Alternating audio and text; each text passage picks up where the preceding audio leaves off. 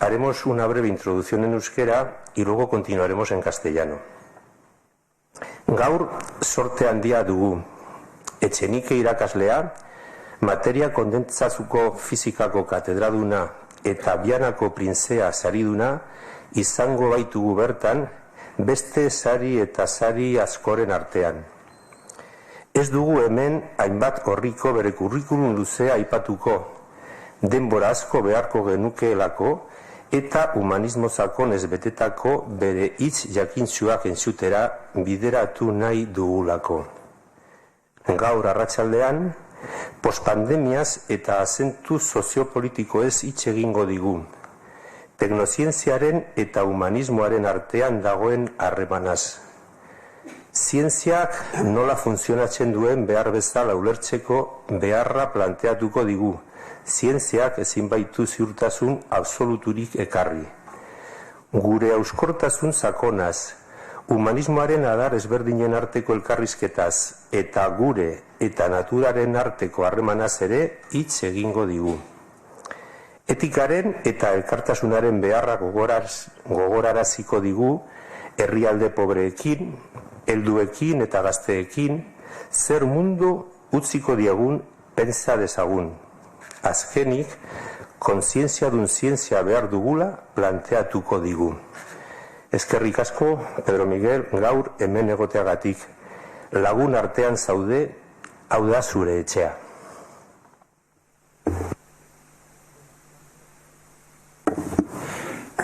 Buenas tardes, amigas y amigos del Foro Gogoa.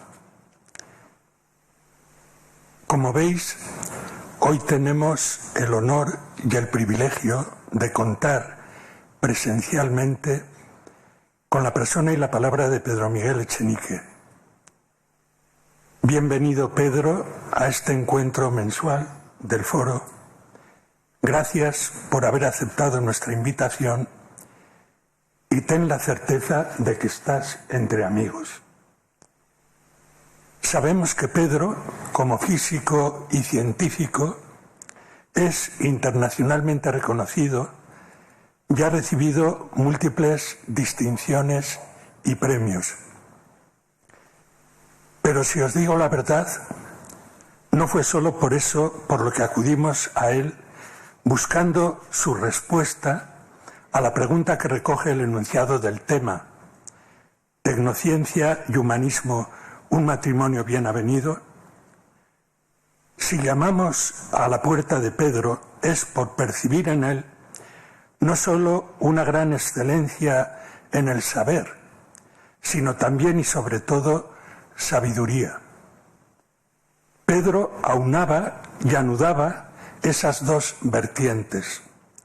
Sabía proyectar una mirada hacia la globalidad y la totalidad y nos parecía que con toda sencillez y naturalidad, sin alardes de ningún tipo, expresaba también cuál debería ser, a su parecer, la dirección del bien vivir y de la vida buena, que de estas cosas va la sabiduría. En resumen, dicho a la llana, no solo veíamos en Pedro un importante científico, sino también una gran persona dotada de profunda humanidad. Nada de extrañar, por tanto, lo que Pedro ya nos ha adelantado como tesis central de su exposición de esta tarde: su convicción de que poseemos los recursos científicos necesarios para afrontar y solucionar esta crisis y de que, sin embargo, carecemos de la suficiente sabiduría humana, ética, social y política para hacerlo. Tenemos ciencia, nos falta sabiduría, conciencia con la que aquella desposarse. La por una parte apasionante y por otra muy preocupante situación actual puede ser prueba de todo ello. Por eso, para acentuar, subrayar y revalorizar aún más la tesis de Pedro y también, si se me permite, para redimensionarla un poco en cierto modo, concluyo dejando colgada una cuestión por si alguien la considera de interés y quisiera retomarla en algún momento. Karl Barth, un gran teólogo evangélico al que Juan XXIII invitó como observador al Vaticano II, otorgaba el calificativo de científica a toda búsqueda de conocimiento que supiera aplicar el método más adecuado a la naturaleza del objeto de investigación. Por eso otorgaba también el calificativo de científica a la teología, hecha con gran rigor crítico y método apropiado. Y el filósofo y profesor José Gómez Cafarena afirmaba que, a su juicio, también en lo que atañe al mundo de los valores, y en él se incluye lo que hemos denominado sabiduría y conciencia, se precisa de una potente racionalidad. Solo que estaríamos ante una racionalidad distinta, decía él, propia y específica, a la que denominaba valorativa y optativa. Si estos dos autores tuvieran razón y si el diagnóstico de Pedro es acertado, entonces no tendríamos que reconocer, quizás, que nuestro problema no consiste meramente en un déficit de sabiduría respecto a los distintos saberes, sino en haber reducido y acotado indebidamente el continente de lo considerado verdadero saber. ¿No será que adolecemos de menos razón y ciencia que las que nos imaginamos tener? Y ahora tienes tú la palabra, Pedro.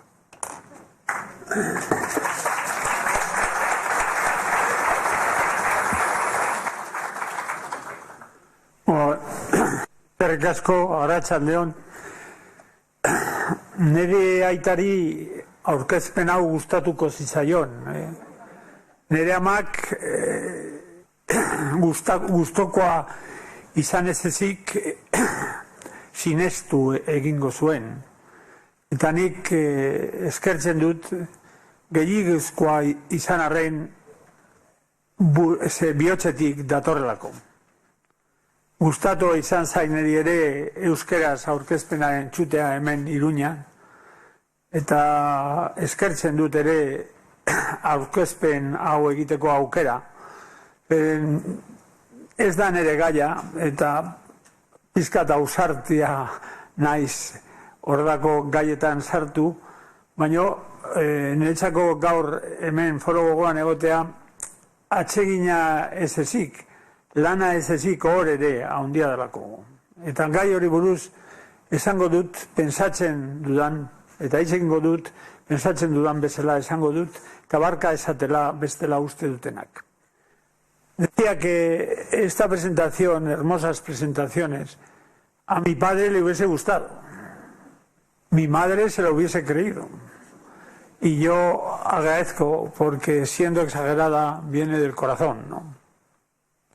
También palabras de agradecimiento a la Fundación Gogoa por invitarme a dar esta charla. El tema que me propuso, pospandemia y acentos sociopolíticos, tecnología y humanismo, un matrimonio bien avenido, prácticamente se me olvidó a lo largo de la presentación de la charla, y yo encontré un tema más sencillo que luego también me pareció complicado y he eliminado de nuevos conceptos sobre la pandemia.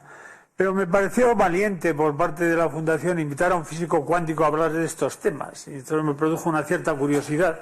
Y como la curiosidad es lo que ha guiado mi vida, acepté y estoy contento de haberlo hecho.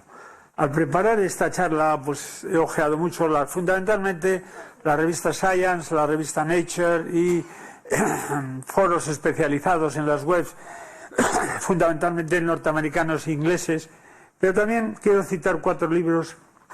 El primero es Homo Deus, de Harari, que es un filósofo de moda ahora, de moda, está por todos los lados. Es un filósofo israelí en que nos habla sobre el futuro, diciendo que luego citaré más en detalle, ¿no? Este otro, La flecha de Apolo, es un libro espléndido sobre la pandemia, y también qué hicimos mal y cómo impedir que vuelva a suceder. Y he leído y estudiado a fondo un pequeño libro, breve pero profundo, de un profesor de la Universidad de Navarra, Ignacio López Goñi. Este es un libro excelente, claro, riguroso, transparente y yo diría incluso sabio, ¿no? Esas son mis fuentes, pero claro, no quiero usar las fuentes como paraguas protector de mis opiniones propias, ¿no? Las opiniones son las mías, para bien o para mal, ¿no? Pero lo que sí es cierto es que la pandemia ha puesto a la ciencia en el escaparate. Ha puesto a la ciencia desnuda frente a todos, pero a la vez ha revelado su importancia, la importancia decisiva para el futuro de la humanidad, por un lado.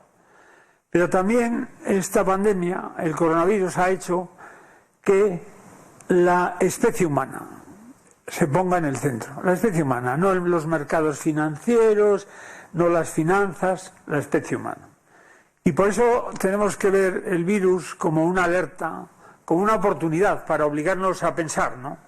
Y la tesis de esta charla, ya la ha dicho mi presentador, es que tenemos prácticamente todo el conocimiento científico, necesitamos mucho más, pero para solucionar esta charla.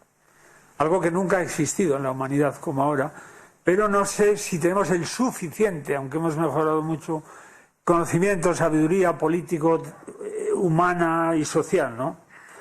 Este es un tema complejo y difícil, porque de una charla de física es fácil dar una charla de física, basta que la audiencia entienda un tercio, por respeto a la materia. El otro tercio lo tiene que entender el ponente, por respeto a la audiencia, y el otro tercio nadie, por respeto a la naturaleza. Pero, esto es frase de Richard Feynman, pero esta charla la tienen que entender todos y todas, como decía Ibarretxe, o Zapatero, para que no vean una connotación política en mis palabras, todos y todas, y esta es una misión imposible. Afortunadamente, como he señalado en otras charlas, la ciencia acude en mi rescate, porque estudios de la Universidad de Harvard, en Cambridge, Massachusetts, y de la Universidad de Cambridge, la verdadera Cambridge, Inglaterra, indican que a partir de 15 minutos, ninguna audiencia emocionalmente bien dotada e intelectualmente bien dotada, o sea, ustedes, puede mantener la atención durante más de 15 minutos, independientemente de lo brillante que sea el orador. Pero hace unas semanas la Universidad de Cambridge publicaba un estudio, continuación de los anteriores, en que señalaba que tampoco es un gran problema, porque a partir del minuto 15 esta audiencia inteligente se concentrará en salvajes fantasías de todo tipo, incluidas especialmente las que ustedes están pensando. Así pues no les voy a pedir perdón por el buen rato que esta larga charla les va a hacer pasar, ¿no? Sí.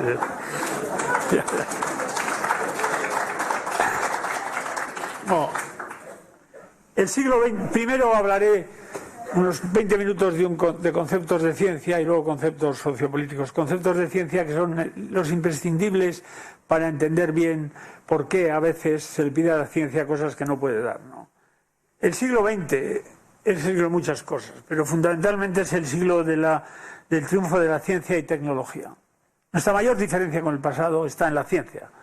La tecnología ha reducido nuestra dependencia con el medio natural y ha reducido el dolor. Ha hecho que nuestra vida sea más humana.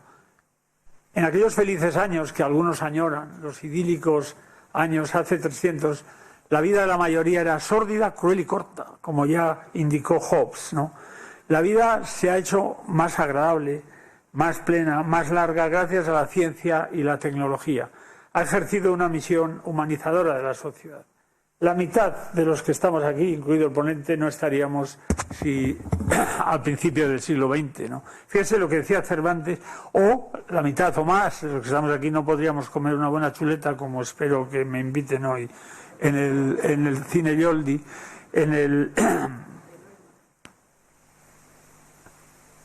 la medicina, vamos, quería enseñarles eso. Fíjense cómo Cervantes se describía a sí mismo en las novelas ejemplares, ¿no? La boca pequeña, los dientes ni menudos ni crecidos, porque no tiene sino 6, mal para la chuleta. Y estos mal acondicionados y peor puestos, porque no tienen correspondencia los unos con los otros. Esto es un ejemplo que parece trivial, pero les hace ver lo afortunados que somos. La ciencia ha contribuido de forma decisiva al progreso de la humanidad. La esperanza de vida en el año 1800 en el mundo, el rojo, los que tenían 25 años, prácticamente todos los países del mundo. La vida media entre 25 y 30, 29 años. Hace 200 años, no tanto, ¿eh? Fíjese, ya en el año 1950 esto cambia y la esperanza de vida ya media del mundo es 46 años. Los americanos, los canadienses, los australianos, junto con Francia, Alemania, los países escandinavos, etcétera, tienen más. Pero hoy en día, en 2015, la esperanza de vida media del mundo es 70 y tantos años. Esto es un dato para explicar el progreso de la ciencia. O otro, tendría muchísimos, podría dar una charla solo sobre esto, la mortalidad de los niños en su evolución temporal, cómo se ha reducido a lo largo de los años. Un 40% de los niños morían en los primeros 5 años de vida, hoy está prácticamente el 1 y reduciéndose. O sea que el sufrimiento ha disminuido y no hay peor sufrimiento que la enfermedad. Bueno, hay otros psicológicos, o la enfermedad del otro, la muerte de un hijo, pero globalmente el sufrimiento mucho sufrimiento viene de las enfermedades. Chesterton ya nos decía, no hay duda, lo más poético que las flores y más que las estrellas es no enfermar.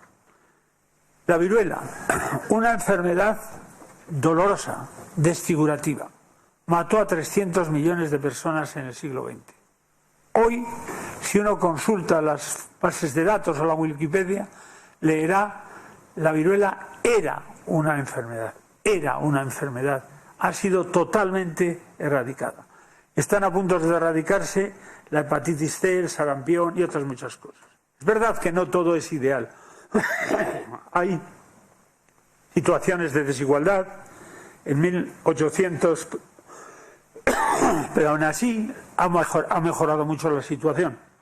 En 1800 el 90% de la población vivía en pobreza extrema. En 1980, 1.900 millones de personas vivían en pobreza extrema, con 4.500 o 5.000 millones en la humanidad. Hoy, ahí está, 700 millones. Obviamente algo inaceptable con los medios adecuados. Pero el triunfo de la ciencia y la tecnología, sin embargo, nos ha llevado a tener una sensación de arrogancia, de prepotencia. El libro de Harari y muchos analistas indicaban que habíamos derrotado a los 4 jinetes del apocalipsis, ¿no? La peste, el hambre, la guerra. Nos quedaba la muerte y que el desafío sería ya la inmortalidad, buscar formas de divinidad, de ser felices, ¿no? Creíamos que los únicos problemas graves, por supuesto que había pestes, etcétera, pero creíamos que los problemas graves eran los que nos dan nuestro propio poder. El problema ecológico, el problema nuclear, las bombas nucleares. Aún así, en esto se ha mejorado. En estos momentos hay 15.000 bombas nucleares en el mundo. Hace 5 años había 65.000, ¿no? Y luego el otro es las tecnologías disruptivas. Creíamos que el problema era el creado por nosotros mismos y nos olvidábamos de la naturaleza.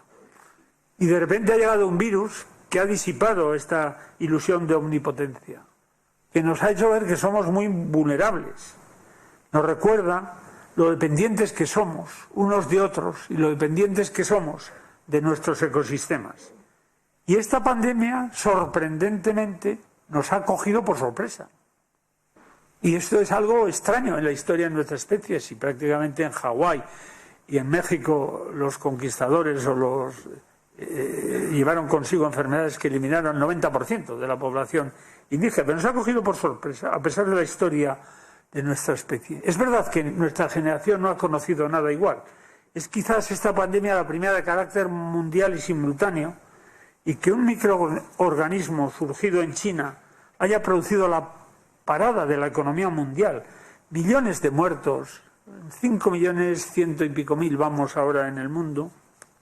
Aquí no se sabe exactamente, pero yo creo que unos 90.000 en la comunidad autónoma vasca, no sé, y Navarra tampoco sé, pero me imagino que Navarra estará por 1.500, bueno, no sé, ustedes sabrán mejor. Pero ha sacudido el propio ecosistema del mundo globalizado, ¿no? Pero esto lo sabíamos. El año 2020, lo que ha pasado, es casi lo que nos contaba en su diario del año de la peste Daniel Defoe en el año 1722. Muerte terrible, aterradora, con su antorcha sepulcral. Estas mismas palabras se podrían decir de los que en la primera ola de la pandemia murieron sin tener una mano al lado, sin ver a los familiares, absolutamente solos. Muerte terrible, aterradora, con su antorcha sepulcral. Vi se me han muerto 9 personas que conocía directamente y algunas a los que quería mucho. Las pandemias, pues, no son cosas del pasado. Es verdad que sea una paradoja. Por ejemplo, ya que estamos una fundación cristiana, el contraste entre la actitud del obispo de Zamora en 1917, que atribuyendo la pandemia al pecado, pues se le ocurrió organizar una novela a San Roque. San Roque es el patrono de las... Bueno, y expandiendo la pandemia de forma espectacular, claro. Y la actitud, sin embargo, de la Pascua de 2020, en que con todos los templos cerrados, medida que contaba el apoyo del Papa y los obispos, ¿no? Estábamos avisados de lo que podía venir. En 1994, en este libro La plaga que viene, nos avisaban que si no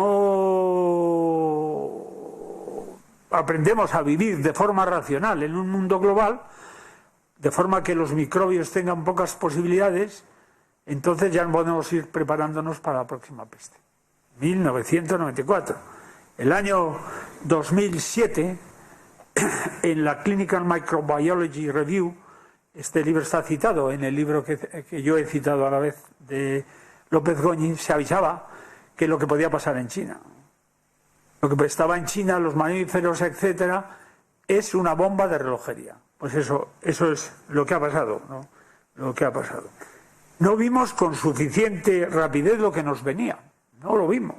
Lo teníamos delante. Lo habíamos visto en el MERS, en otros SARS, en otros coronavirus, pero es que lo teníamos en televisión. En China lo veíamos en Bérgamo, lo veíamos en Italia y no nos lo creíamos. Y aquí no nos va a pasar. Lo teníamos delante y no supimos verlos, ¿no? Y por eso ha pasado en gran parte lo que ha pasado. No digo que se hubiese podido controlar. Y hemos tenido que recurrir a técnicas del siglo pasado y de hace 2 siglos para defendernos de la peste. Importantísimas y que no deben abandonarse. Porque es lo que les ha dado tiempo a los científicos para parar la explosión y preparar las vacunas. Y ahora, incluso con vacunas, luego diré, insistiré una y otra vez, las medidas de protección no deben relajarse. Yo por ejemplo odio la mascarilla y mis 2 hijas y mi mujer son como un constante recuerdo de que soy pero tengo asma, o sea que estoy eximido pero en general no deben abandonarse. Antes de entrar a los aspectos sociopolíticos, después de explicar por qué la ciencia ha contribuido de forma decisiva al progreso de la humanidad, decirles algo sobre la ciencia.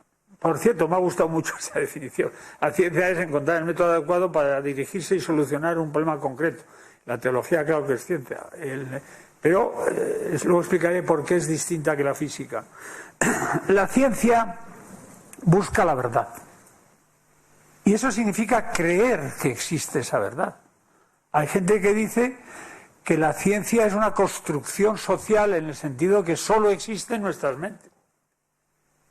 Por desgracia, no hay más que acordarse de Hiroshima para ver lo difícil de mantener esta posición. O que cuando le damos a un interruptor, ¿no? O si saltamos de un segundo piso, a ver quién salta después de que hayan saltado 2.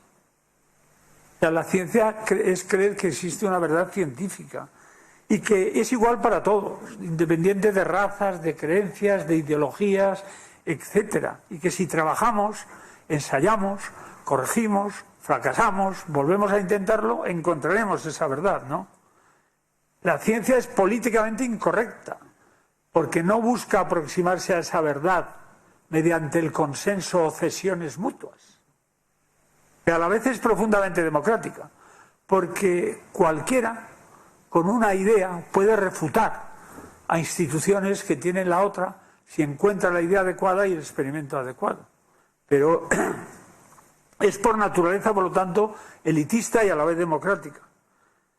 Pero no acepta el argumento de autoridad. El argumento de autoridad no vale en ciencia. Lo dijo Einstein, no vale.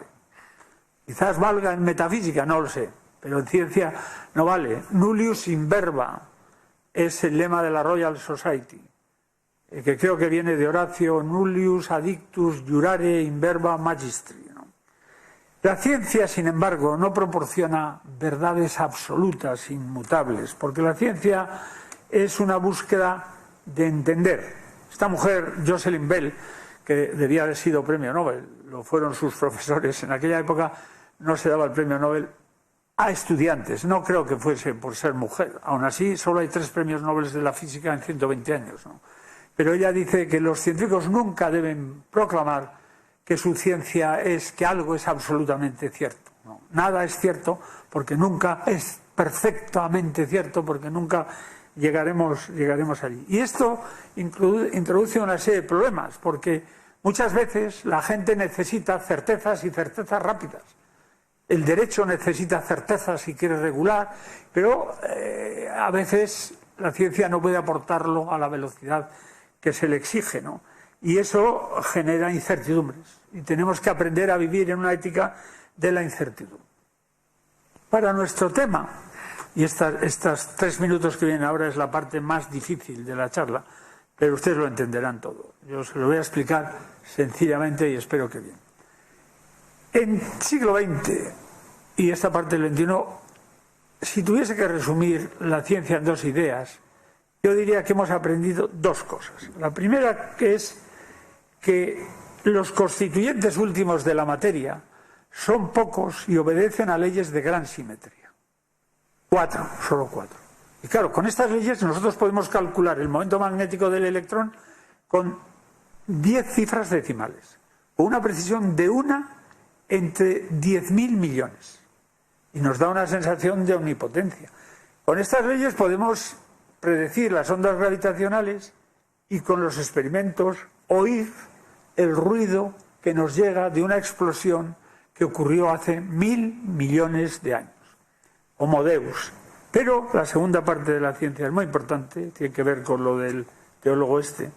El mundo de las cosas es vasto, inmenso e infinitamente variado. Es inexhaustible porque son inexhaustibles las posibilidades, las combinaciones. Tanto en el mundo inanimado de copos de nieve y galaxias, como en el animado. En el animado se entiende mejor, ¿no? El cerebro humano es algo... Pero el mundo animado es igual. Entender por qué una piedra nos duele cuando le pegamos una patada es algo que no podemos entender solo si entendemos las propiedades de los átomos. Hace falta ideas nuevas. Y esto nos lleva a la charla clave, a la transparencia clave y última sobre el mundo de la ciencia. Que si nosotros agrupásemos las ciencias en términos de complejidad y de asimetría, lo más simétrico, es decir, lo de abajo, lo menos asimétrico, y lo menos complejo sería la física de partículas elementares, lo cual no quiere decir que probablemente fuese lo más difícil por las matemáticas diabólicas que requiere años y años de estudio, pero luego vendría la ciencia de materiales, la química, la biología, la fisiología, la sociología y la economía. Las primeras fascinan por su unidad, por su simplicidad y por su simetría. Y las segundas nos fascinan por su complejidad y riqueza. La teología estaría a la derecha, pero también ciencia y quizás la política europea, que a veces no la entendemos. Y aquí el punto clave es lo que yo llamo ausencia de reduccionismo. Los físicos, los científicos creemos que todo se reduce a átomos, por decir así. Que no hace falta un principio holístico para entender por qué las cosas son como son. Pero los buenos científicos están en contra de un reduccionismo ontológico e incluso epistemológico. ¿Qué quiero decir con esto? que el hecho de que todo se reduzca a partículas elementales y a 4 leyes no implica la posibilidad ni la facilidad de empezar de esas leyes y deducir el universo como construcción. Y por lo tanto nos lleva a la imposibilidad de soluciones exactas, y que una complejidad como el mundo de la biología no puede ser entendible simplemente entendiendo las leyes de la física. Que la mente es mucho más que descargas eléctricas en el cerebro, que también. Que la biología es mucho más compleja y no puede reducirse a átomos. Y la economía, la sociología, tampoco se deduce de la psicología. Y la teología, obviamente, no puede deducirse del principio de indeterminación de Heisenberg ni de las leyes de gravitación, y tampoco seguramente de la psicología, de la sociología, de la biología, pero sí requiere principios propios, conceptos propios que contesten de forma adecuada a los problemas que cada uno plantea. Y en ese sentido estoy de acuerdo con la afirmación de mi introductor, de mi galante introductor, de que la teología es ciencia. Antes de empezar, recordar otra vez que la ciencia es progreso, es largo plazo, es una obra colectiva, es continuidad en las políticas. Nos apoyamos en las anteriores. Esta hermosa frase de André Gide lo expresa bellamente. Todas las olas del mar deben la belleza de su perfil a las que les precedieron y se retiraron. Exige continuidad. La ciencia no es algo, por lo tanto, y entramos ya, que se pueda improvisar y que ante una pandemia se pueda resolver con una inversión puntual por grande que sea. El gobierno español puede decidir una inversión billonaria en dólares contra la pandemia. No tiene nada que hacer frente a los científicos alemanes, turcos que estaban en Alemania, ingleses, porque no ha habido una continuidad en las políticas. Un ejemplo de continuidad que es decisiva para el coronavirus es la genómica. Aquí les he puesto en esta pandemia 200 años de ciencia. Es un camino, en un minuto, de la vida, de la luz a la vida. La luz. En 1800 un médico, Thomas Young, el autor de la acción tricomática, pues descubre que si se pasa luz visible por las rendijas de una ventana, aparecen zonas claras y oscuras. O sea que a diferencia del dinero, que dinero más dinero, mucho más dinero, la luz más luz a veces es oscuridad. Eso se llama difracción, la naturaleza ondulatoria. Esa misma técnica, si en vez de rendijas de una ventana y son planos atómicos, nos permite leer el interior de los átomos. Y nos permite, como hizo Crick en 1952, en un bello artículo, decir cuál sería lo que lanzando rayos X a una doble hélice aparecería. Y por lo tanto nos permite interpretar la figura de difracción de una mujer, la que está en el centro de Rosalind Franklin, que es la figura de difracción del ADN. Y eso lleva a la estructura de doble hélice del ADN, y que en la forma en que las bases de la vida, las 4 letras del alfabeto de la vida, se van colocando a lo largo del eje vertebral de la molécula, se encierra la forma que una generación transmite las características a la siguiente. Se encierra el secreto de la vida. Y después viene el dogma de la biología molecular. El ADN no da directamente las instrucciones, la pasa al RNA, el famoso RNA de las vacunas, del RNA mensajero, que es el que da las instrucciones para las proteínas. Y eso lleva a la biología molecular. 200 años de ciencia. Es difícil estimar cuántos años de esfuerzo, décadas sin duda, por los científicos, doctores, ingenieros y otra gente simplemente compartiendo el conocimiento han sido requeridos para que ahora podamos enfrentarnos al nuevo coronavirus. Y ahora resumiré mi posición sobre las consecuencias sociopolíticas de lo que he dicho anteriormente.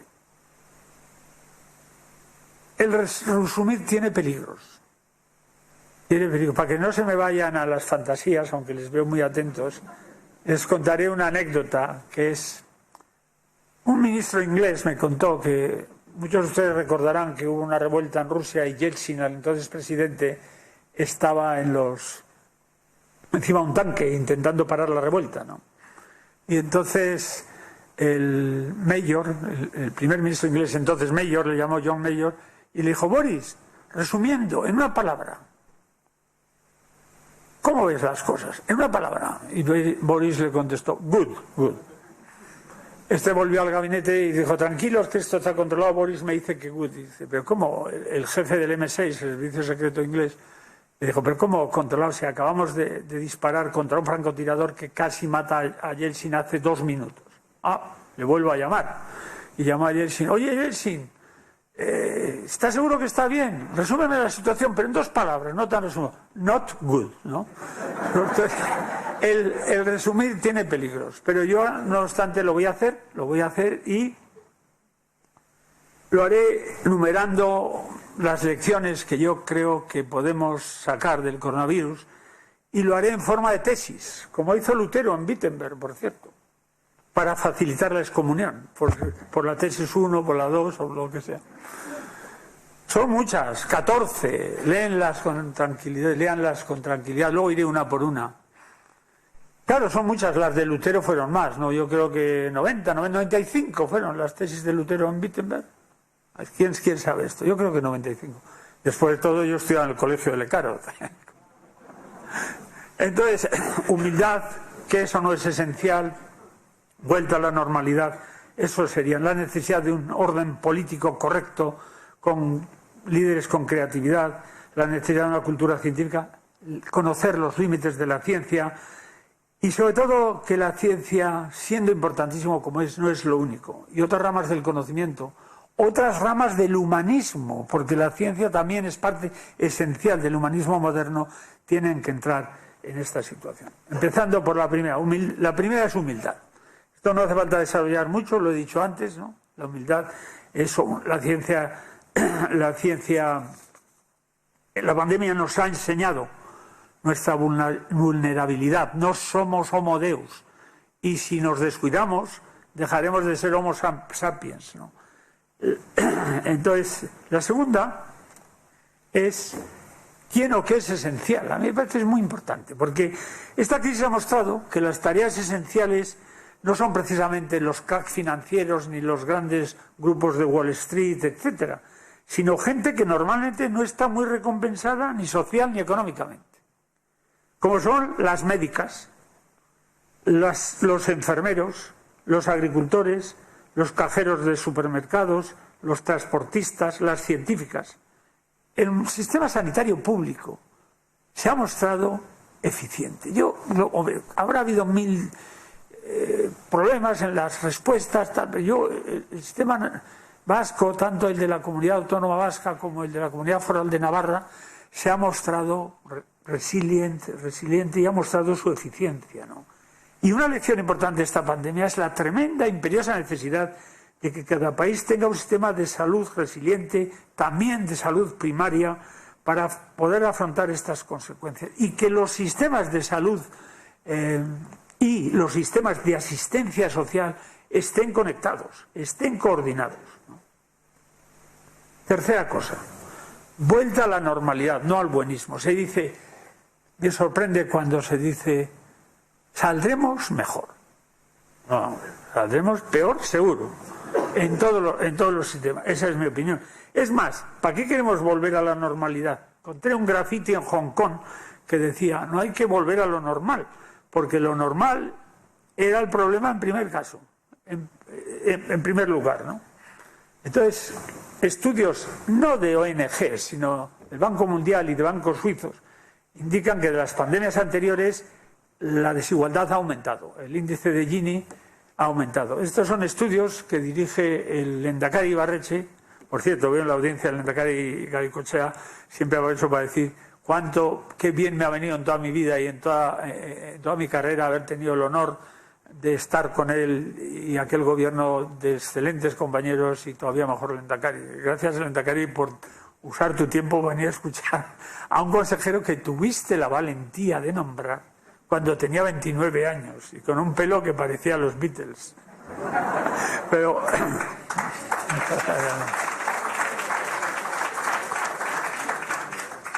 saldremos peor, el índice saldremos peor, sin duda. Además, afectará más a las mujeres, a las poblaciones. En Estados Unidos había un estudio a las poblaciones negras, latinas, la mujer. El COVID ha dejado patentes las desigualdades estructurales y las va a acentuar.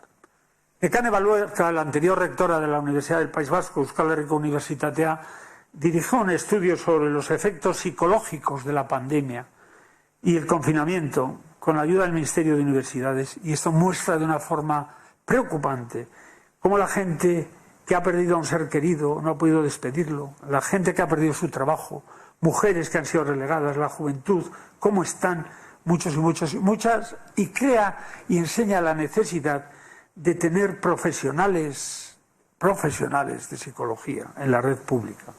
En la pandemia, la salud mental es decisiva y ha sido muy afectada, y de hecho ha aumentado la proporción de suicidios de una forma importante, ¿no? Por lo tanto, saldremos peor. También la necesidad, para mí es una lección, de un análisis crítico de las respuestas. No para exigir responsabilidades ni intentar llevar a nadie a la cárcel, pero para aprender cómo se puede corregir. Porque, por ejemplo, en Inglaterra, que yo he seguido más, prefiero no poner ejemplos locales para que no, con esto de las falsas verdades, Echenique ha dicho que un desastre, Navarra, un desastre, algún otro, no, y ha dicho que en mi opinión bastante bien. Pero una de las tragedias del COVID-19 es que algunos de los peores escenarios se podían haber evitado. Un análisis reciente en Inglaterra muestra cómo al menos en los primera ola, los primeros tiempos, 20.000 muertes se podían haber evitado, ¿no? Y se podía haber evitado también que la pandemia no evitase que las admisiones hospitalarias de enfermos graves en otros campos se redujesen, lo cual ha aumentado el número de muertes por cardiopatías fuera del hospital. Por lo tanto, necesidad de un análisis crítico de la respuesta. Nos ha enseñado también que, a pesar del sufrimiento del confinamiento, la tecnología ha permitido que el confinamiento físico no es necesariamente o no tiene que conllevar necesariamente un confinamiento social. Hemos disfrutado de la cultura gracias a la tecnología. Yo tengo un amigo muy querido, Janko Iruin, no es el senador, es su hermano, pero Janko Iruin todos los días del confinamiento me mandaba 2 o 3 piezas de música, él es un gran entendido, para educarme, pues con escaso éxito, pero gran disfrute por mi parte. Y entonces una de las piezas que me mandó fue de un judío, violinista nacido en el 45, Itzhak Perlman, ¿no?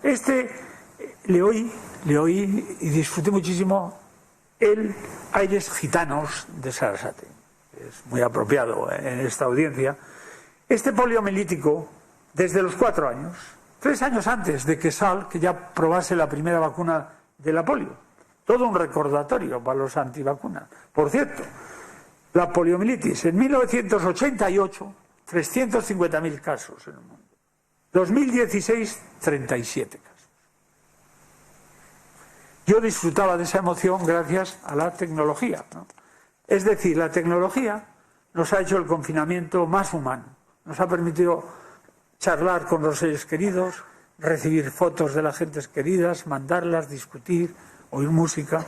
Me parece importante cuando a veces denostamos la tecnología como la fuente de todos los males. La sexta es la educación, solidaridad. Es necesario una educación para la solidaridad, porque yo creo que una de las cosas que tenemos que enseñar en la educación, el sistema educativo y a todos, es algo parecido al imperativo categórico de Kant. Yo le llamaría, esto seguro que irá en el resumen de prensa que se hace en estas conferencias, un imperativo pandémico.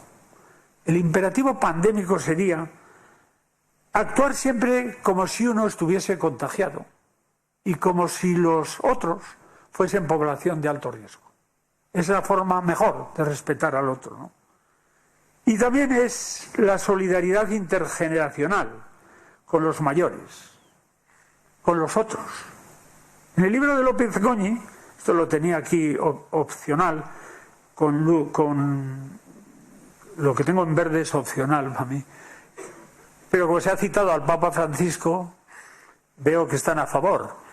Entonces, porque no todos parece. Yo oigo a un locutor por las mañanas que habla del Papa Santo, del Papa Listo y del Papa Natas. Un locutor en una emisora de derechas. Es sorprendente.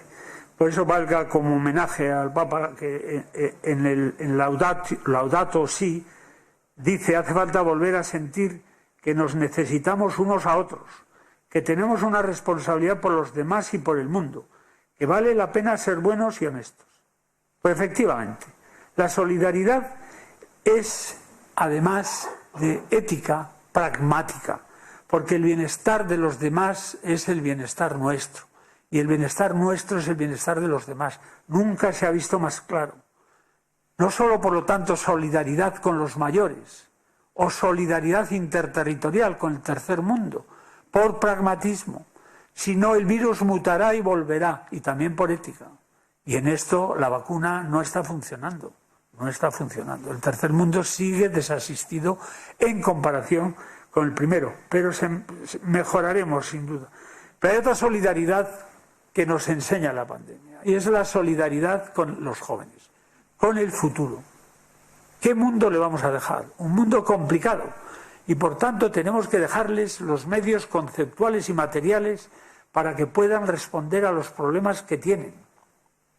En este caso, la ética, la solidaridad, no solo es definir correctamente los fines, sino proporcionarles los medios, insisto, conceptuales y materiales. La pandemia nos enseña la necesidad de instituciones sólidas y líderes con credibilidad, la importancia de la política abierta, confianza, y la importancia de lo público, ¿no? Yo creo. Y esto hemos visto, en mi opinión, un fracaso relativo de muchas sociedades democráticas para manejar un problema global, algo que deberíamos analizar críticamente desde muchos puntos de vista. Una pandemia no se puede solucionar mediante la responsabilidad individual solamente, es necesaria. Pero la salud de los ciudadanos es responsabilidad de los poderes públicos. En consecuencia, los gobiernos deben intervenir para proteger la salud y el bienestar público. Porque, esto vi un cartel en Francia, cuando todo es privado, se nos privará de todo. Cuando todo es privado, se nos privará de todo. Lo público debe ser cuidado. Ahora, al hablar de lo público, no hay que hablar solo de la magnitud, sino también de la eficiencia del sistema, ¿no? Eficiencia del sistema. Y hoy muchas veces se quiere llevar la sanidad al ámbito privado, cuando nadie quiere llevar la defensa al ámbito privado. Y los soldados del futuro van a ser las médicas, los enfermeros y las científicas, ¿no? Frente a esto, Trump, el año 2018, ¿qué visión? Desmanteló el sistema norteamericano de pandemia. Ahora bien, la política debe ser abierta. Para la ciencia libre, la comunicación responsable es una obligación social. Este señor es el chino que murió después de comunicar al mundo el coronavirus y que fue amenazado por las autoridades chinas, que para su vergüenza tuvieron que retractarse rápidamente en el lecho de muerte. Creo que debe haber más que una voz en una sociedad sana, y no apruebo usar el poder público para interferir excesivamente, ¿no? No podemos ganar al virus, dijo también en una intervención que le oí yo por la web, con silencio o mentiras. Solo el megáfono y la verdad nos ayudará. Por lo tanto, lo que hace falta es una información clara y reconocimiento de la incertidumbre, porque eso genera más confianza que los falsos consuelos por el amor propio, ¿no? Y exige ejemplaridad de los políticos. El ministro inglés, que se hace 420 kilómetros con su mujer y su hija para salir de Londres, obviamente no contribuye a la credibilidad. Tampoco contribuye a la credibilidad que se diga que las mascarillas son innecesarias simplemente porque no se tienen mascarillas, como pasó en Francia, y ahora cuando se dice que son imprescindibles, que lo son, entonces ya nadie lo cree, ¿no?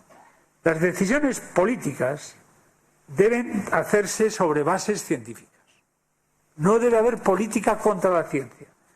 Pero la ciencia, que hizo una enorme aportación al aportar datos a los poderes públicos, permite numerosas, diversas y a veces contrapuestas opciones políticas. Los modelos matemáticos no van a decidir cómo se distribuye el sacrificio.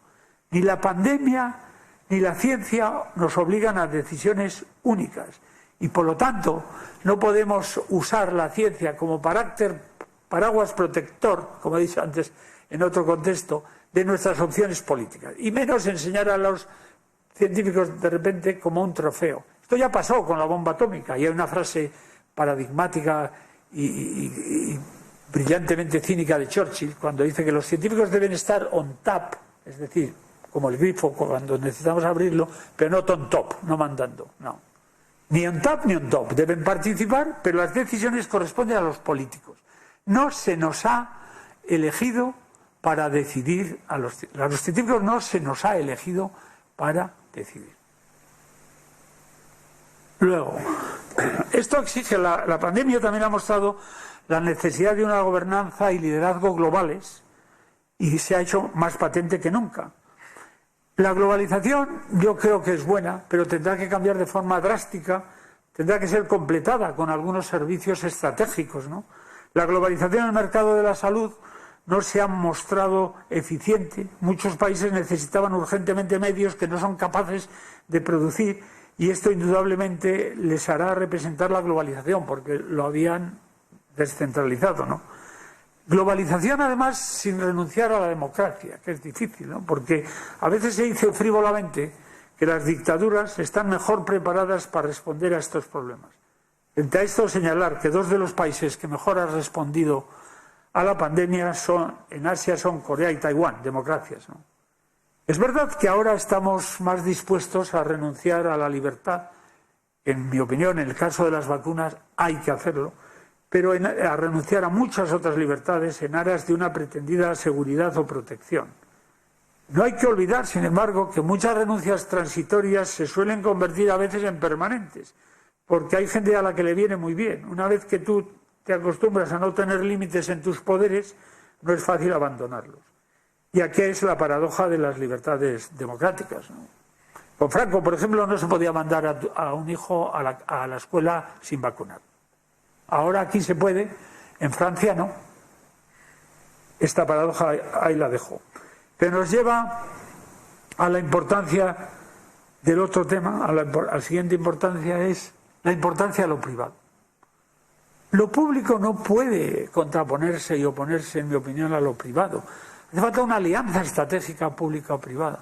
Hubiesen sido las vacunas sin las acciones de empresas privadas. ¿Cuántas muertes se han evitado gracias a la vacuna, por ejemplo, de BioNTech, cuyo caso conozco bien? Hace falta una colaboración estratégica privada. Y en esto es importante señalar que la salud de las naciones va a depender cada vez más de la salud de las nociones. Incluso la vacuna ha sido un factor económico, ¿no? Pero insisto, las vacunas no significa relajar las otras medidas. No significa relajar las otras medidas. ¿Qué es la pandemia? La pandemia, el 31 de diciembre de 2019, se informan los primeros casos de la Organización Mundial de la Salud. El 8 de enero se identifica el tipo de coronavirus, el genoma. Para el 12 de enero ya un chino, al que nunca se le agradecerá bastante, en vez de esperar a tener el honor en la revista Nature, que lo tuvo, esperar los días, etc., y en vez de pedir permiso, transmite el genoma a 120 laboratorios, entre ellos al médico turco de Mainz, que está detrás de la vacuna de BioNTech, ¿no? El 31 de diciembre de 2020, un año después prácticamente, ya hay la primera valoración para uso en emergencias de la vacuna. Pero es que el tiempo de respuesta de la vacuna, desde que Ugur Sahin, un médico turco afincado en Alemania, recibe el genoma, en 105 días ya inyecta la primera vacuna a un ser humano. Luego tienen que pasar otros 200 para todos los protocolos, etcétera, que deben mantenerse, porque la ciencia tiene que ir lo más rápidamente posible, pero no más. Y la ciencia que ha originado el desarrollo de la vacuna, parafraseando a Stefan Zweig en esa novela maravillosa, Momentos estelares de la humanidad, es un momento estelar de la humanidad. Así será recordado en los siglos venideros. Y el premio Princesa de Asturias, que han recibido este año los de las vacunas, no solo los del mRNA mensajero, sino los de AstraZeneca, es un premio estelar de la Fundación Princesa de Asturias. Y la ciencia que ha desarrollado esto es un ejemplo de una extraordinaria colaboración internacional, con una colaboración estratégica pública-privada, desde la secuenciación del virus, como he dicho, de científicos chinos, la elaboración en Alemania por emigrantes de origen turco. También una lección irónica a algunos supremacistas e intolerantes. En todo caso, la lección... Si uno estudia el caso de BioNTech, nos damos cuenta de cómo la ciencia es progreso, se apoyan los anteriores y los cambian de las vacunas y van al campo y saltan a este tema arriesgando su dinero. En 2020 BioNTech tenía, con los riesgos que habían tomado, $500 millones de dólares. Si la vacuna no hubiese fracasado, para producirla necesitaron la unión con Pfizer. Pfizer eran 70.000, BioNTech era 1.300, 1.700 personas, y hubiesen ido todos al desastre. Al hacerse público que tenían la vacuna, recibieron inmediatamente cartas de muerte, amenazas, diciendo que querían inyectar los virus de no sé qué, o los chips, y a la vez, en las primeras horas, 1.000 voluntarios se ofrecieron para ser inyectados. En palabras de Ugur Sahin, este médico turco, casado con una alemana, pero también inmigrante, hija de inmigrantes turcos, Moncel Tureki, hemos hecho posible lo imposible. Hicieron posible lo imposible. Una paradoja de la anticiencia, en una época en que literalmente no se puede vivir sin el auxilio de la ciencia, independiente del coronavirus. Haya tanta anticiencia, ¿no? Pone en peligro sus propias vidas, sus familias, a cambio de que esta vacuna, además, no son más que la punta del iceberg de una tecnología que se basa en lo que os he enseñado, de la luz a la vida, la estructura doble del ADN, el mRNA mensajero, y son la punta del iceberg de la tecnología del mRNA mensajero y nanopartículas físicas, lipídicas, y probablemente se aplicarán a multitud de terapias génicas cuando se hagan los estudios con todo rigor que ya se está haciendo, tanto en enfermedades infecciosas como vacunas, para el COVID, para la SIDA, para el Zika, para la gripe, para la malaria, quizás. La malaria ha resistido el envite de los científicos durante muchos años, como para enfermedades crónicas, el cáncer, las cardiopatías, el Alzheimer, o enfermedades hereditarias, la anemia de células falciformes, creo que esto es lo que en inglés se llama sickle cell anemia, y la enfermedad de Huntington, la fibrosis quística, etc. Entonces, yo creo que, bueno, esto ya tengo bastante de esto, paso a la necesidad de una cultura científica. La necesidad de una cultura científica, la pandemia ha regularizado la ciencia, pero es importante porque la ciencia ya es parte esencial de la agenda política de los gobiernos. Pero claro, que no sea esto acordarse de Santa Bárbara cuando truena. Pero la información pública basada en la ciencia es una estrategia tan importante en la lucha contra el virus como el desarrollo de un fármaco o una vacuna. La cultura científica tiene tres partes: hechos, pensamiento crítico, implicaciones sociopolíticas. Hechos, pues hay que explicar de forma sencilla qué es un virus, qué es el cólera, qué es el coronavirus, qué es un átomo, qué es un electrón. No es fácil explicar bien, lo deben intentar los que están en la frontera del conocimiento. Pero yo he tenido mi cota de fracasos. Veo aquí a mi hija María, que con su permiso, me da permiso para contar una historia de mi fracaso como comunicador científico. Yo le he explicado matemáticas difíciles de bachillerato, química que he tenido que volver a estudiar con gran esfuerzo, con gran ilusión, ella con alegría, bueno, con disciplina pero no alegría, pero un día le expliqué yo cómo lo bonito que es, ¿no? Estamos hechos de átomos, vivimos en un pequeño planeta en los arrabales de una galaxia. Cuando Protágoras dice que el hombre es la medida de todas las cosas, en el filósofo griego, no es lo mismo decir eso que decir que vivimos, insisto, en un pequeño planeta en los arrabales de una galaxia, como las que hay cientos de miles de millones, y en cada galaxia hay cientos de miles de estrellas, y nuestro cerebro tiene cientos de miles de millones de neuronas que nos permite darnos cuenta de lo que no somos nada del universo, pero somos los únicos que nos damos cuenta. Ya me explicaba que todo esto está hecho de átomos, que solo hay 90, son los ladrillos del universo, que uno de esos, el volcán, se descubrió en Vergara, en el País Vasco, y que don Manuel de Irujo, un ilustre navarro, siempre decía que los vascos podemos estar orgullosos en nuestra vida solo por haber descubierto el volcán. Y después le dije, María, ahora viene el aplauso. María, qué bonito. ¿Tienes alguna pregunta? Ahí está. ¿Tú crees que estará abierta la heladería?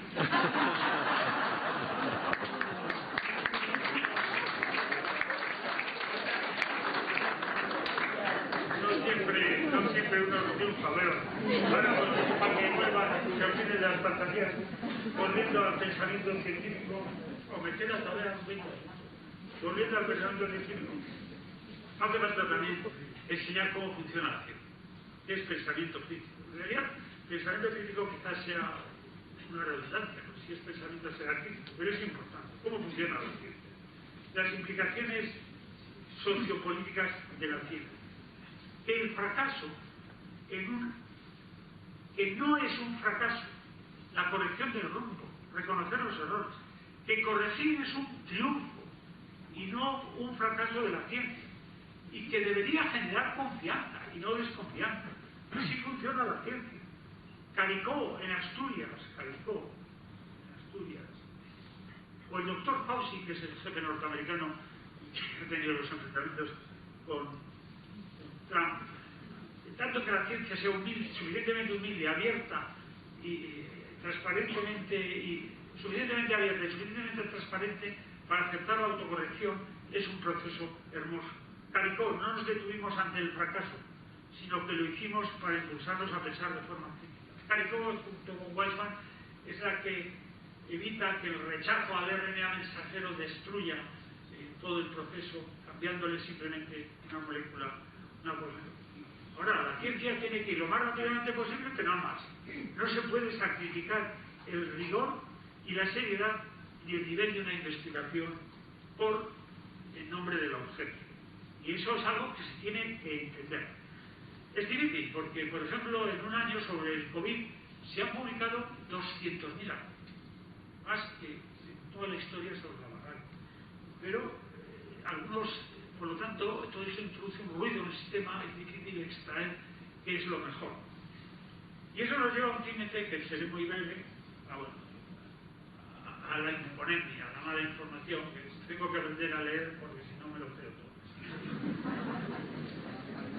Importante, punto 11, ya me estoy acercando. Límites de la ciencia. La ciencia tiene límites y las sociedades y los políticos deben hacerlo. Esto lo dejo para el debate porque es un tema bastante difícil también. Límites absolutos.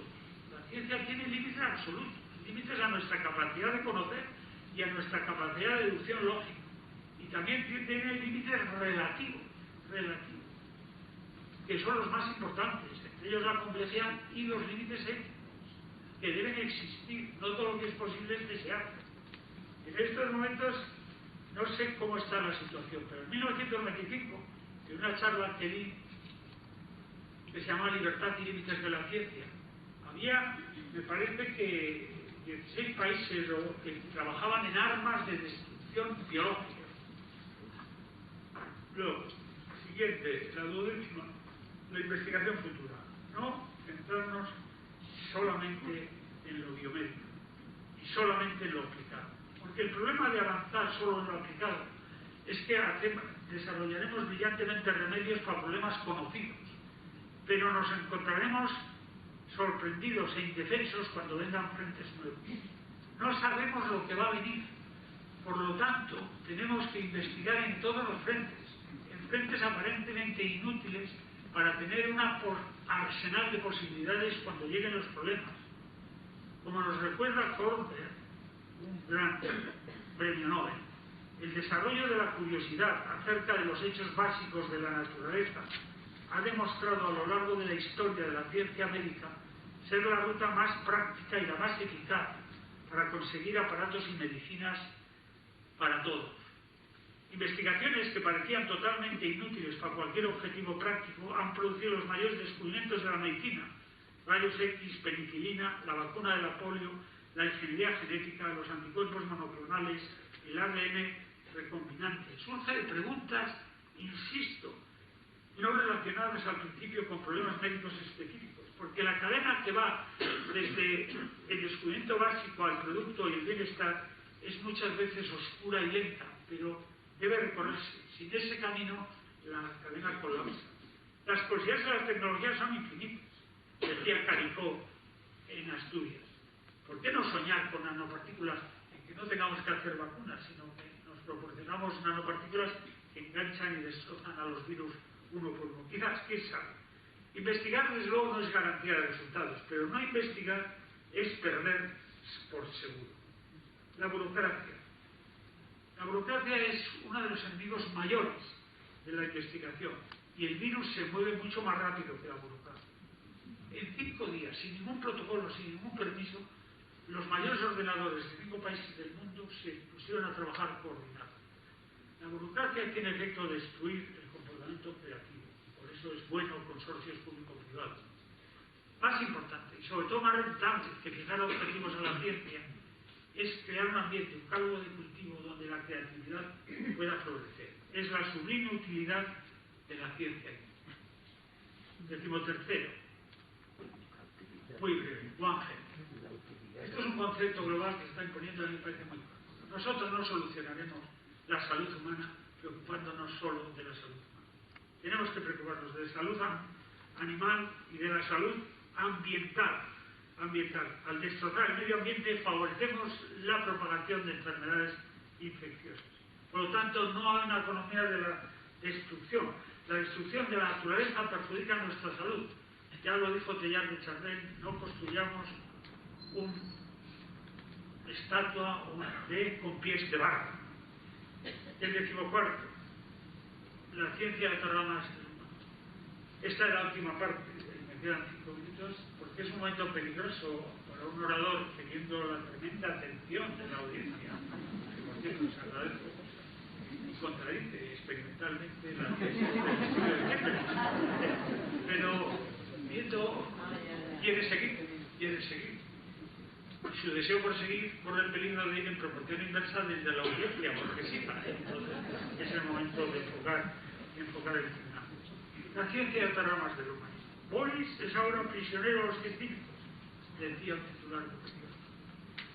El profesor Caballero Arriet escribía en un brillante artículo Democracia, Derecho y Globalización, y aquí a su hermano para que se lo cuente. Los científicos reivindican su protagonismo hegemónico, no sé de dónde ha sacado esto, y exclusivo, aludiendo a que es tiempo de la ciencia. Sí, pero para lo que la ciencia puede contestar, no para todos. Un sociólogo inglés decía: nos hemos encontrado en manos de una élite médica científica con un conocimiento limitado de la humanidad y sus necesidades. Sí, por eso este problema es tan complejo que hay que analizarlo bien, sin simplificaciones unidimensionales. Y aquí en este tema de la pandemia interviene la economía, la biología, la demografía, la biomedicina, la inteligencia artificial y mucho, la inmunología, la bioinformática, la matemática, la virología, la física y mucho, la química, pero también la ética, la política, sociología, psicología. Y no crea aquí el don Guillermo que lo invento por lo que lo ha dicho, ponía incluso yo teología. No. La pandemia nos enseña la importancia de todas las ramas del conocimiento. Todas las ramas del conocimiento son necesarias. Es cierto que el conocimiento y el progreso científico-técnico puede ayudar, pero por sí solo no garantiza ni las soluciones y mucho menos el progreso moral. Nos enseña la necesidad de un diálogo fructífero entre las diversas ramas del humanismo. Nadie es totalmente de ciencias o de letras. La ciencia, por ejemplo, tiene un crecimiento exponencial y hoy los científicos somos ignorantes en muchísimos temas científicos. Conocemos una minúscula parte de nuestro campo. Necesitamos ser educados también científicamente por otros científicos. Hoy la ciencia es más un archipiélago de islas, más alejadas entre sí que del continente que citaba el otro presentador, del continente de la cultura y del conocimiento. Y ahora sí termino con una pregunta: ¿cómo alimentar a una población en constante crecimiento, proporcionar agua limpia, generar energía renovable, prevenir y curar enfermedades, combatir la intolerancia y el fundamentalismo y frenar el cambio climático global? Pues desde luego no lo haremos con menos ciencia. Necesitamos más educación y más ciencia, porque el futuro desarrollo no puede venir de la explotación directa y limitada de la naturaleza por parte del hombre. Tiene que ser fruto de un conocimiento cada vez mayor de la materia, de aprender a hacer más usando métodos. Tiene que ser el resultado de un avance de la estructura funcional de la materia en todas sus formas. Y el futuro dependerá de que acertemos en las opciones políticas, económicas y sociales con visión a largo plazo, del conocimiento, pero también del comportamiento. Ciencia con conciencia, pero no solo ciencia con conciencia, también cultura y política con conciencia, citando a Saramago, que ha sido citado por Guillermo y también por el Becerra Ibarretxe, a menudo. Termino con dos citas, o tres. Una de Einstein, Albert Einstein: perfección en los medios y confusión en los fines caracteriza nuestros siglos. Ojalá no siga siendo así. Una cita del coro de Eliot: ¿dónde está la sabiduría que hemos perdido en el conocimiento? ¿Dónde está el conocimiento que hemos perdido en la información? Ahora igual deberíamos añadir: ¿y dónde está la información que hemos perdido en la Internet? ¿No? Por tanto, vuelvo al tema para terminar, volver a empezar mis palabras iniciales. La posición de la humanidad nunca ha sido más fuerte. Ahora contamos con el conocimiento científico para comprender y superar esta pandemia más fácilmente que cualquier pandemia anterior. Pero seamos sabios, usemos este conocimiento bien, porque si no, estaremos mostrando una falta de inteligencia colectiva como especie para poder seguir nuestra propia evolución. Y muchas gracias.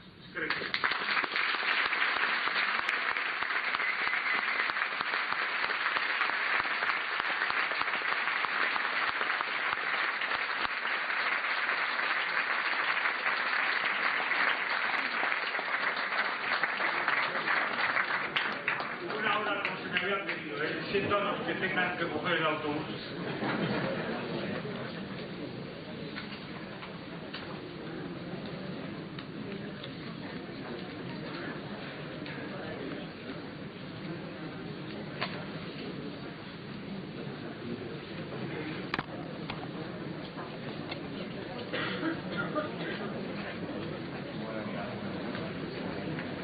Veo que ya hay,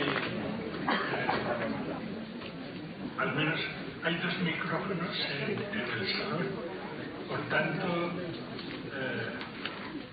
quien desee pedir la palabra, que levante la mano para que pueda acercarse a uno de los portadores del micrófono.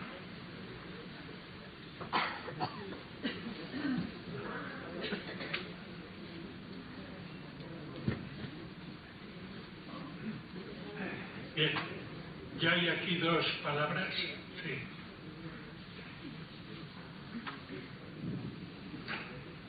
Hola, buenas tardes.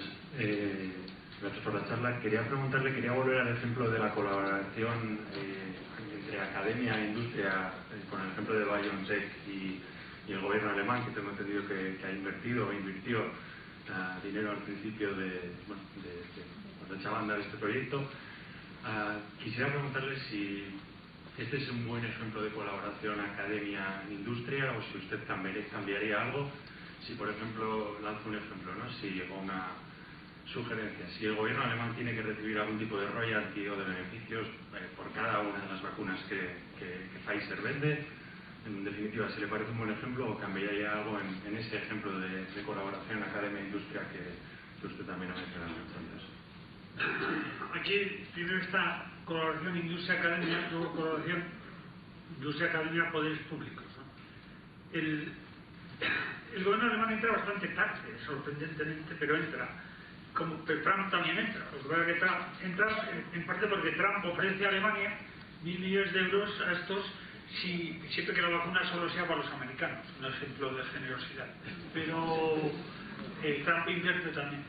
Lo que invierte, ellos se encuentran de esta BioNTech, que es BioNT, significa nueva tecnología, New Technologies, se encuentran con un dilema. Si quieren contribuir a curar la pandemia en tiempo, porque la día que pasa muy de gente, necesitan ir a otro ritmo y necesitan la capacidad de producción de Pfizer.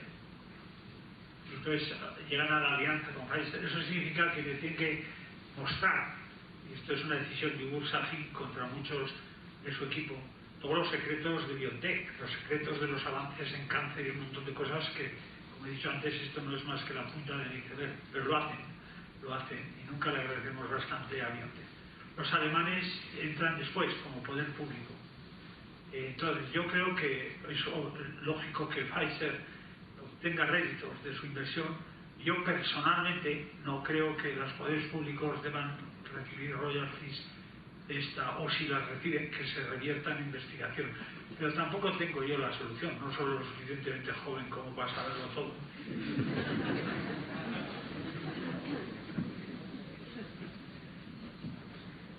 Bueno, yo como estamos dentro del foro GOA y creo que ha habido muchos científicos a lo largo de la historia que han renegado de Dios en un momento dado, ¿no? Como que no creen en Dios.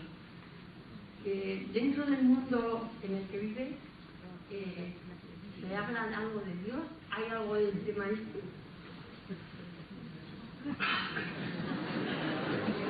No voy a decir que alegro que me haga esta pregunta. De todas formas, como mi madre a la que quise tanto ya ha fallecido, puedo contestarlo con más tranquilidad.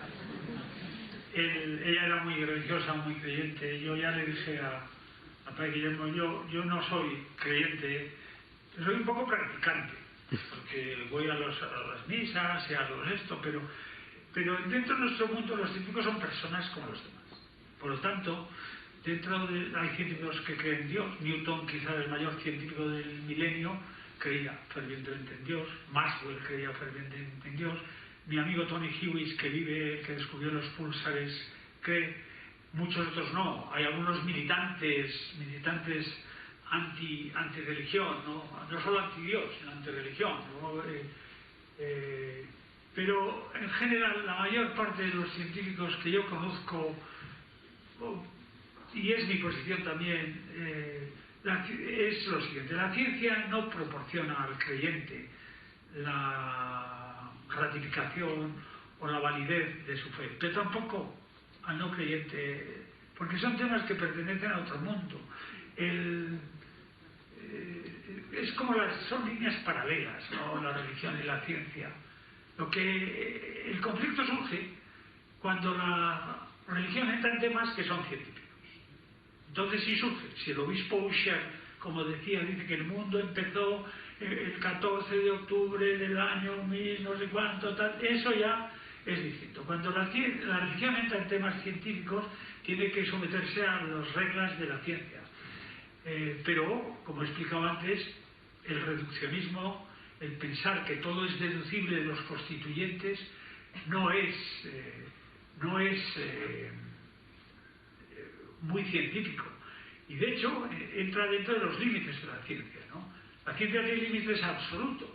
Uno es el hecho que la velocidad de la luz es finita, inmensa pero finita. Por lo tanto, hay zonas del espacio-tiempo a las que nunca podemos acceder. Otro es la capacidad de conocer. El principio de indeterminación de Heisenberg indica que no podemos saber con gran exactitud si un electrón está en un sitio a dónde va, y si sabemos a dónde va no sabemos dónde está. Por lo tanto, hay cosas que no se pueden saber simultáneamente. Y además el principio de indecidibilidad de Gödel implica que nuestra capacidad de deducción lógica no es infinita, que en todo sistema lógico que tenga una complejidad mínima, por ejemplo la aritmética de los números naturales, existen proposiciones indecidibles, cuya falsedad o verdad no puede probarse dentro de los límites de la propia teoría. O sea que si eso ya es en solo la ciencia, y si la ciencia te dice que el comportamiento del electrón en el átomo de hidrógeno es debido a cosas que no vemos nunca ni veremos, que son fluctuaciones del vacío cuántico, pues bueno, quiero decir que si hace 200 años alguien hubiese dicho como tema religioso que todo empezó en una gran explosión de una fluctuación cuántica de la nada, desde luego nadie hubiese pensado que era una locura, menos que creer en la trascendencia. La ciencia, por tanto, no debe entrar en los temas que no puede contestar, en mi opinión. Y yo creo que la religión es buena, el cristianismo es bueno, no porque haya Dios o no haya Dios, sino porque nos enseña, sobre todo, a tener compasión, a no olvidar al que se quede atrás. Y en general en esto, muchos religiosos y muchos sacerdotes y muchos creyentes han mostrado una actitud ejemplar. O sea, que no veo... Pero no creo que la ciencia pueda aportar nada a la existencia o no de Dios. Es verdad que la evolución temporal del número de gente que cree religiosa, de científicos de élite, por decirlo así, ¿no? Si por élite se define, que es muy arriesgado definirlo así, ser miembro de las academias, de la Real Academia de Ciencias de España o de la Academia prestigiosísima de Ciencias, Letras y Artes, Jacquión del País Vasco. Aquí tenemos a Monreal, que es miembro de esa academia, ¿no? Entonces, creo que las instituciones como estas academias, no sé si a Jacquión porque es más diversa, pero las academias de ciencias, la proporción de creyentes va disminuyendo a lo largo de los años.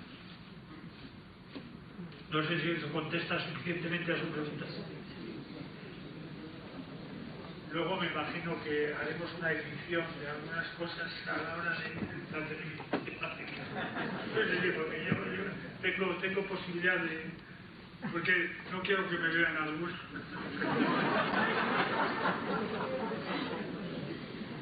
Kaixo, arratsaldeon guztioi, eskerrik asko profesores. La gimnasta, la famosa americana de las Olimpiadas, sigue entrenando. Y la otra, lo de cuando has comentado de trabajar en red, que en ciencia se trabaja en red. También existe pues el ir por un camino un poco más solitario, libre y hacer otro tipo de ciencia y sorprender. Ni es que... Vale, empiezo por el final. Yo cuando digo que la ciencia es nosotros, el arte es yo, como decía Bernard, no quiero decir que haya que trabajar siempre en red y todos. La ciencia se apoya en las espaldas de los gigantes anteriores. Todas las olas del mar deben la belleza de su perfil a la retirada de las que les precedieron. Sin la difracción de rayos X no hubiésemos descubierto la estructura doble hélice del ADN. Sin el ADN no hubiésemos descubierto el dogma central de Crick, de la biología molecular, el ADN en ese sentido. Obviamente hay científicos que trabajan en grupos muy pequeños, pero hoy no es posible un hombre del Renacimiento como podía ser un Newton. Otra cosa es que en la red puede haber grupos pequeños, pero yo no conozco ningún descubrimiento, ninguno de los últimos 50 años que se pueda decir que es exclusivo de la mente de una persona. Quizás, y no del todo, la teoría de la relatividad general de Einstein, quizás, pero en biología yo no conozco, pero puede haber otros. En ese sentido me refería.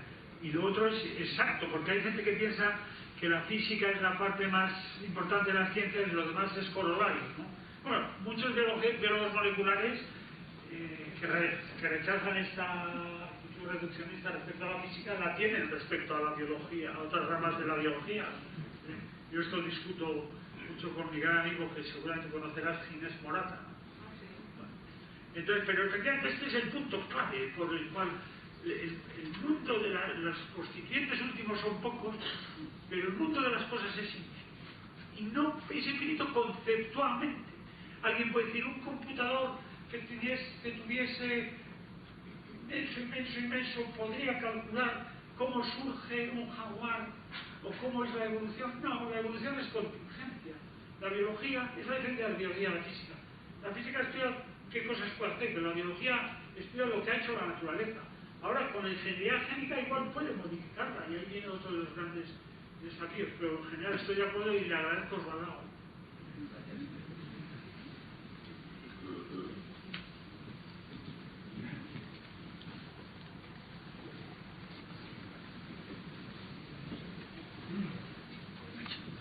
Hola, soy Arracha León.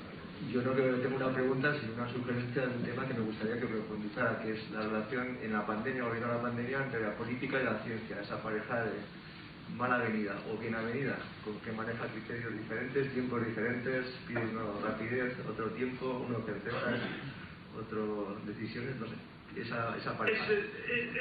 He dicho un poco de esto, es cuando Churchill dice que los científicos deben estar on tap, es decir, disponibles como el agua para abrir, pero no on top, no mandando.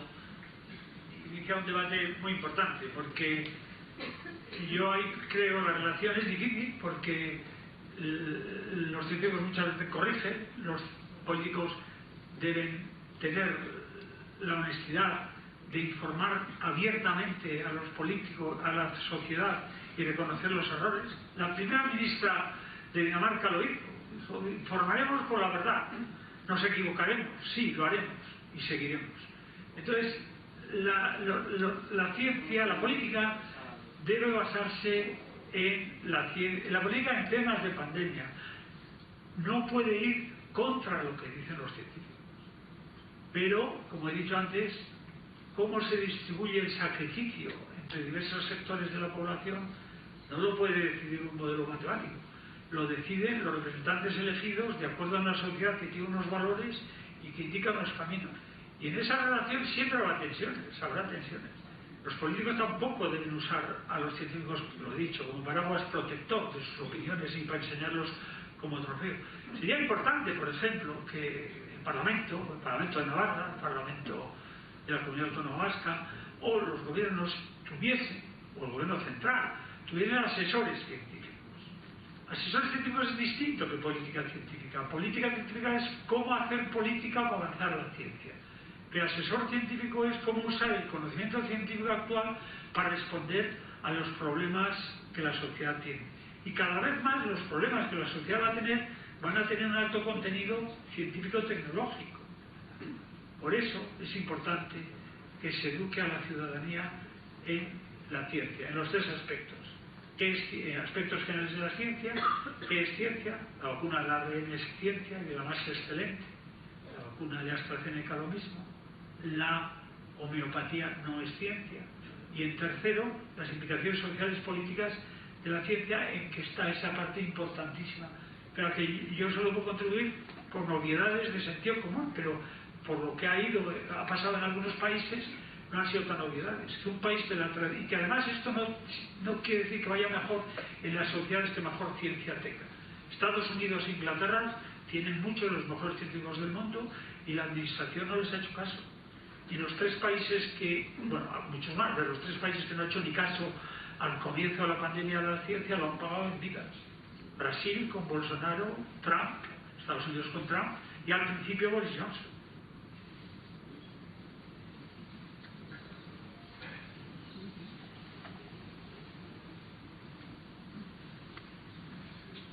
Arrachaldeón, no ha habido una gran escasez, por no decir casi ausencia total, de debate. Es decir, para la inmensa mayoría de la población, creo que en todo el mundo, que somos ciudadanos de a pie, que no somos científicos,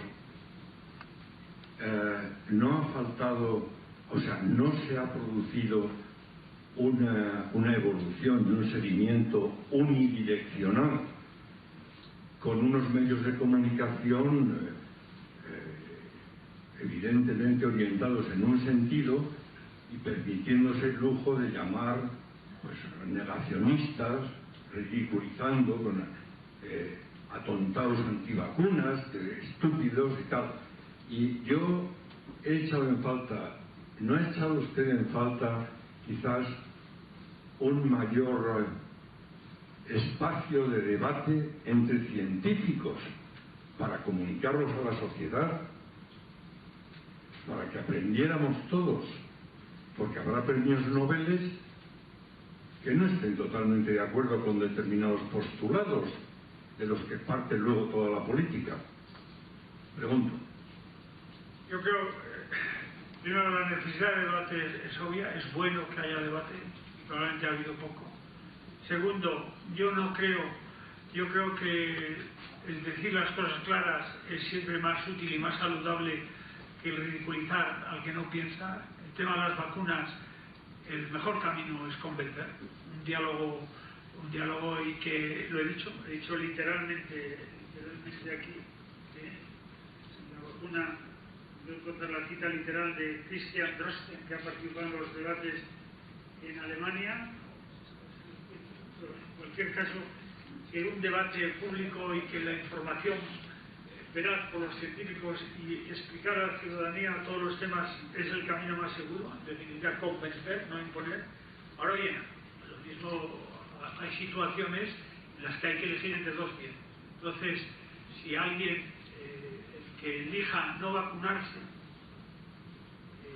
puede poner en riesgo a otros, es decir, para mí la información lo garantizará, pero algunas de las cosas que yo oigo no creo que se puedan corregir con información. Yo creo que a mí algunas de las posiciones, y tengo que decir, lo he dicho al comienzo, que diré lo que yo pienso y que perdone el que discrepe, estando de acuerdo con usted en que haya debate y en convencer, también hay posiciones que a mí me sorprenden. Me sorprenden por lo que supone, por un lado, de una arrogancia intelectual de una persona que cree que él, con sus conocimientos, sabe más que todos los demás, que todas las sociedades científicas del mundo, y que siempre, sí, pero, obviamente no hay certezas absolutas. En el caso de las vacunas, yo soy absolutamente partidario de limitar las posibilidades que alguien que no se vacuna infecte a los demás. Ya sé que esto no gusta a algunos, pero es lo que pienso.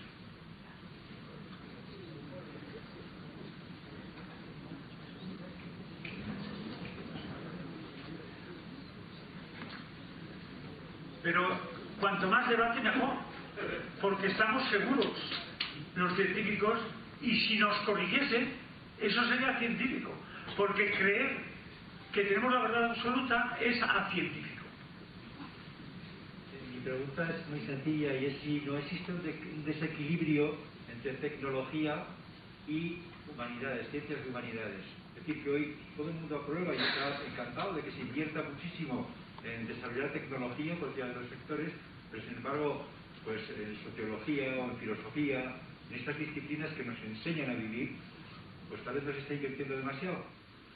Yo creo que eso es cierto. Yo ya he dicho, este es un debate que tiene muchos años. Específicamente hay un hito que es la conferencia que T.P. Snow dio en Cambridge en 1959, las dos culturas, ¿no? Que ahora ya hay muchas más que dos culturas, la científica, la tecnológica. Ya he explicado lo del archipiélago de islas en las ramas científicas, pero yo creo que hay que invertir más, estoy de acuerdo, en las otras ramas de las humanidades, porque la ciencia es parte esencial del humanismo moderno, y la tecnología también.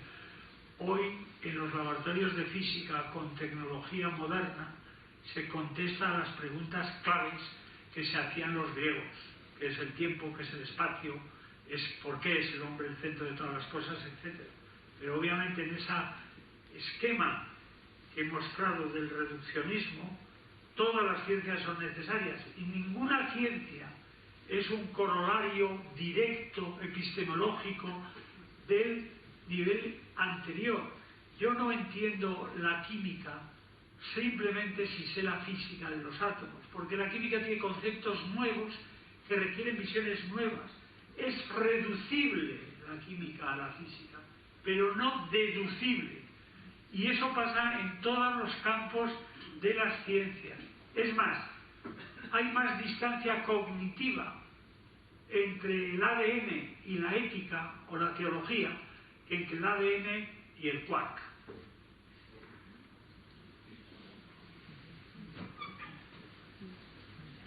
¿Alguna palabra más? Una. Sí, parece ser que, bueno, progreso y tecnología van de la mano. Sin embargo, una de las cosas que nos ha podido mostrar o evidenciar la pandemia precisamente es que el progreso muchas veces se hace a costa de la destrucción de la naturaleza. Estamos viendo, bueno, ahora incluso se está hablando de un apagón energético. Es decir, que posiblemente no podamos crecer de forma ilimitada. ¿Qué opina de hacia dónde vamos y cuáles pueden ser o deben ser los límites que tenemos que poner para conseguir una vida que merezca la pena vivirse? Pues yo he mostrado los problemas que la humanidad va a tener, que son el agua, la salud, el medio ambiente, el crecimiento de la intolerancia y los fundamentalismos. He dicho que el futuro desarrollo no puede venir de una explotación ilimitada de la naturaleza por parte del hombre. Tiene que ser fruto de un avance creciente en el conocimiento de la materia, de aprender a hacer más usando menos. Y en eso la tecnología nos puede ayudar mucho. La tecnología, yo creo que en la tecnología está la solución al problema que ha creado a la vez un uso ilimitado de la tecnología, como es algunas relaciones con el medio ambiente. Y por eso citaba, Salomón creo que dice en el Cantar de los Cantares, donde no hay visión, la humanidad perece. Y por eso citaba yo a Teilhard de Chardin cuando decía, en esta prisa por avanzar, no estamos construyendo un edificio con pies de barro, ¿no? Y me refería en concreto no a una economía destructiva, porque modificar el medio ambiente nos puede perjudicar al entorno animal y a nosotros, y de ahí la importancia de una política One Health, humana, animal. Hay un veterinario ahí, son esenciales. No he entendido nunca por qué en esta pandemia no han hablado más los veterinarios, y son los que más sabían de coronavirus. El One Health, en ese sentido estoy de acuerdo con lo que digo. Espero que se me haya entendido lo que quería decir en disertar. Bien, pues entonces agradecidos.